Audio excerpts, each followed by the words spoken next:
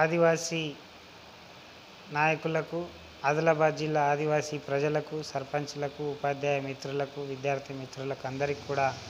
తెలంగాణ ఆదివాసీ గిరిజన సంఘం తరఫున రామ్రాములు. రేపు అనగా గురువారం 11 గంటలకు బాషెట్టి మాధవరావు కార్యాలయంలో జీవో నంబర్ 3 మీద కేంద్ర ప్రభుత్వం పార్లమెంట్లో చర్చించాలని చెప్పేసి, అదేవిధంగా పార్లమెంట్లో జీవో నంబర్ 3కి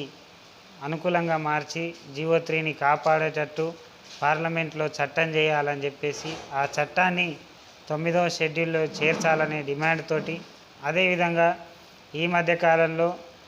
ప్రతి ఎన్నికల సందర్భంగా మన రాష్ట్ర ముఖ్యమంత్రి ఎన్నికల సందర్భంగా ఇచ్చిన హామీ పోడు భూములకు హక్కు పత్రాలు ఇవ్వాలా, పోడు భూముల సాగుదారుల మీద ఫారెస్ట్ అధికారుల దాడుల్ని ఆపాలని చెప్పేసి డిమాండ్ తోటి, అదేవిధంగా బీజేపీ అధికారంలో వచ్చిన తర్వాత ఆదివాసీ హక్కులు ఏవైతే ఉన్నా వాటిని తొలగించే ప్రయత్నం చేస్తున్నారో వాటన్నిటిని కూడా భవిష్యత్తులో ఎట్లా తిప్పికొట్టాలనే అంశాల మీద, ముఖ్యంగా నూతన పర్యావరణ చట్టము, నూతన అటవీ ముసాయిదా కావచ్చు, న్యూ ఫారెస్ట్ పాలసీ కావచ్చు, ఇవన్నీ కూడా ఆదివాసులకు వ్యతిరేకంగా ఉన్నాయి. కాబట్టి ఈ అంశాల మీద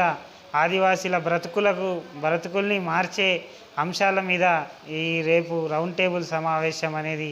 నిర్వహిస్తూ ఉన్నాం. కాబట్టి ఆదిలాబాద్ జిల్లా ఆదివాసీలు, ఉపాధ్యాయ మిత్రులు, మేధావులు, అదేవిధంగా ముఖ్యంగా ఆదివాసీ సంఘాల నాయకులు అందరూ కూడా రేపు జరిగే రౌండ్ టేబుల్ సమావేశంలో హాజరై మనం ఈ బీజేపీ టీఆర్ఎస్ ప్రభుత్వ ఆదివాసీ వ్యతిరేక విధానాలపై ఎట్లా పోరాడాలనే దాని మీద సూచనలు, సలహాలు ఇవ్వాలని చెప్పేసి తెలంగాణ ఆదివాసీ గిరిజన సంఘం కోరుతా ఉన్నది. రేపటి రౌండ్ టేబుల్ సమావేశానికి అందరూ హాజరై జయప్రదం చేయాలని చెప్పేసి ఈ సందర్భంగా కోరుతా ఉంది.